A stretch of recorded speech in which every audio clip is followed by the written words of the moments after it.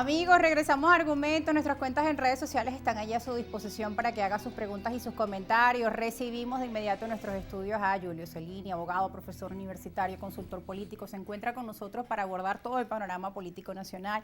Julio, muy buenas tardes. Bienvenido otra vez acá, a tu casa, Argumentos. Gracias, Rosita. Un placer, como siempre, estar contigo y sobre todo verte recuperada después de tu situación compleja, pero bueno, ya estás aquí de vuelta, me complace mucho estar acá. Muchas gracias, aquí seguimos en fisioterapia, gracias a ti y todos los invitados que han estado pendientes y también nuestra audiencia, aquí estamos gracias a Dios. Bueno, Julio, hay muchos elementos que analizar en la tarde de hoy, que como siempre con tu perspectiva nos ayudas a enriquecer pues el debate de ella y también escuchar los diferentes argumentos que hay hoy en la diatriba política. El tema de la consulta ha generado pues alguna polémica en sectores políticos de la oposición que han dicho que lo que el gobierno busca con esto es crear una fiesta patriotera o otra fiesta político-partidista. Hay otros sectores de la oposición pues que les parece correcto participar dentro de esta consulta prevista para el 3 de diciembre. Han llamado a que se haga una especie de alianza o de tregua en estos momentos y que nos unamos todos en la defensa histórica por nuestro territorio Esequibo. También tu visión como abogado, como analista político de la situación sobre la realización de esta consulta prevista para el 3 de diciembre y la pertinencia que tiene. Vemos que allá en la Corte Internacional de Justicia, Guyana incluso presentó unos alegatos. Hay quienes dicen acá que no es importante, pero vemos que Guyana está impidiendo, está buscando la forma de impedir que Venezuela realice esta consulta. ¿Qué significa, qué implica esta consulta? Sí, la primera cosa, Rosa, es que como todo referéndum consultivo no surte efectos jurídicos. Es un referéndum consultivo, por lo cual no tiene, no es vinculante, por lo cual es una consulta que se le hace a la gente sobre un tema en particular y esto no obliga al Estado a que la respuesta afirmativa o negativa con respecto a las preguntas necesariamente tenga que materializarse. Esa es la primera consideración. La segunda, ya digamos a nivel estratégico, creo que cualquier cosa que apunte a de alguna forma presionar o generar un clima favorable a la reclamación del Esequibo por parte de Venezuela, siempre va a ser vista con buenos ojos, al menos desde mi perspectiva.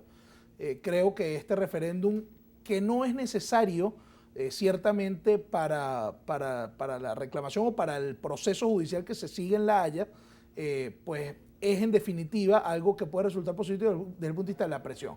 Si algo es criticable en lo que tiene que ver con la gestión que el gobierno ha adelantado durante los últimos años con respecto al Esequibo, es precisamente que no ha hecho actos de afirmación de soberanía sobre ese territorio. Es decir, el gobierno de alguna forma ha dejado de lado, digamos, una acción concreta o fuerte con respecto a esta reclamación y de alguna forma este referéndum lo que busca es refrendar justamente popularmente una reclamación legítima del Estado venezolano. Entonces, ¿hace falta este referéndum para que el gobierno haga lo que tiene que hacer en el sentido de la reclamación de ese territorio? No, pero ¿es nociva esta consulta? Tampoco. Es decir, es de alguna forma incorporar a la gente en un reclamo legítimo del Estado venezolano, histórico del Estado venezolano. Entonces, lo que parece ser conveniente es justamente que todos los sectores del país de alguna forma participen en el referéndum. ¿Podemos tener algunas consideraciones, algunas preocupaciones con respecto a las preguntas? Sí, efectivamente, porque las preguntas en algunos casos pudieran servir para interpretaciones que pudieran ser negativas a los efectos de una reclamación conjunta por parte de los distintos sectores o acertada por parte de los distintos sectores. Entonces, creo que lo que tiene que hacer algunos sectores de la sociedad venezolana, la academia, los partidos políticos de oposición, es en todo caso darle herramientas a la gente para una reflexión acertada sobre esas preguntas. Pero lo que no se le puede quitar a la gente es la posibilidad de participar, al contrario. Si ya como tú bien lo decías, estamos viendo que Guyana tiene una reacción en contra de este referéndum, pues eso quiere decir que de alguna forma esa consulta puede ser positiva para la causa venezolana. No determinante, no fundamental, pero sí es algo positivo en tanto puede ser un gesto o un acto de afirmación de soberanía sobre ese territorio. Pero también podría significar un peligro o un error si los venezolanos no logramos unirnos en torno a la realización de esta consulta. ¿Qué pasaría si la participación, por ejemplo, es baja en ese referendo consultivo? También podría ser aprovechado por la contraparte, ¿no? Todo depende también de los llamados que hagan los dirigentes políticos de diversos partidos políticos respecto a este tema.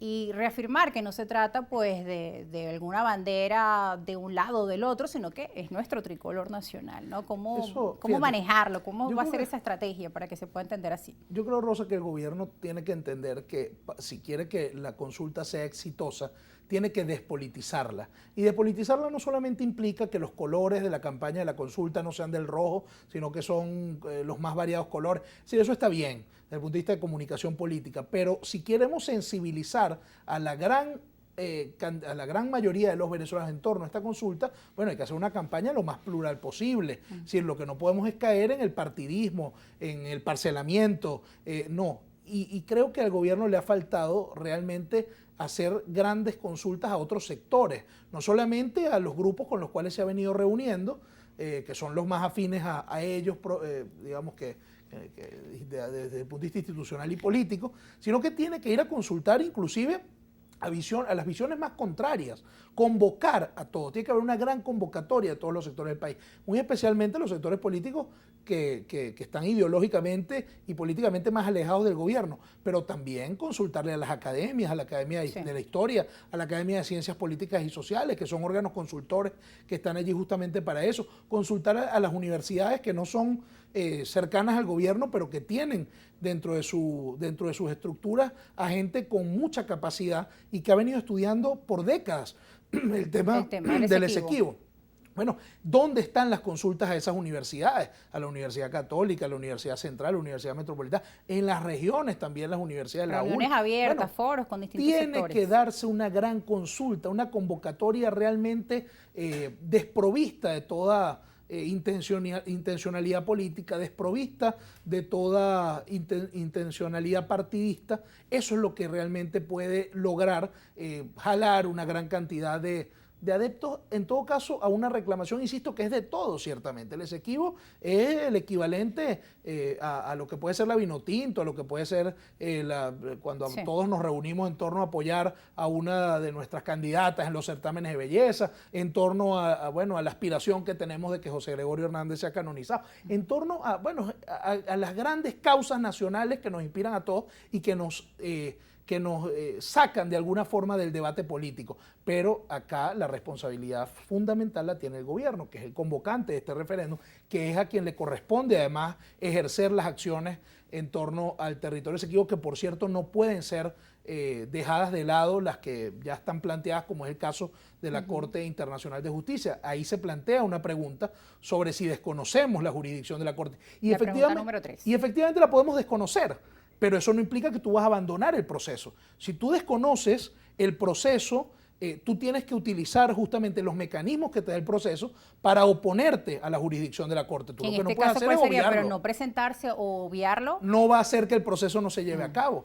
Entonces el proceso va a continuar. O que la decisión de la CIJ pues no sea determinante o vinculante, porque ¿qué ocurre en este caso? Pues hay muchos internacionalistas y analistas que están exhortando justamente a que al gobierno pueda participar dentro de la Corte Internacional de Justicia, considerando que tienen los alegatos suficientes para presentar la causa venezolana y la contramemoria prevista para el año que viene. Por eso es que el hecho de que el gobierno no se presente en la Corte bajo el argumento de que no se reconoce la jurisdicción, no va a hacer que el proceso se detenga. Es decir, si usted desconoce la jurisdicción de la Corte, usted tiene que acudir a la Corte cuantas veces sean necesarias para oponerse a la jurisdicción. Pero si finalizados o cumplidos todos los lapsos y las herramientas procesales para eso, finalmente la Corte considera que sí tiene jurisdicción y continúa el proceso, bueno, tenemos que hacernos parte del proceso. Lo que no podemos es abandonarlo, porque abandonar ese proceso no va a quitar la posibilidad que se tome una decisión que surta efectos jurídicos sobre nuestra realidad territorial y que Guyana efectivamente pueda hacerse de ese territorio. Entonces hay que tener un gran pragmatismo y tiene que buscarse una estrategia consensuada con todos los actores políticos de un lado y del otro, con los distintos actores sociales, con las distintas fuerzas vivas, pero todos en una misma estrategia, que no es solamente el referéndum es uno de los puntos, pero después del referéndum, ¿qué? Tiene que haber un consenso en torno a una estrategia común para llevar adelante, como todos los venezolanos, queremos una reclamación efectiva y que surta efectos positivos a la causa venezolana. Sobre este plan de acción, Julio, estaremos hablando al regreso de la pausa, pues también el día de ayer el presidente Nicolás Maduro decía que, bueno, reiteraba un llamado al secretario de las Naciones Unidas, Antonio Guterres, y le decía que todavía no era tarde para que él reconsidere sus acciones. ¿Qué podría ocurrir?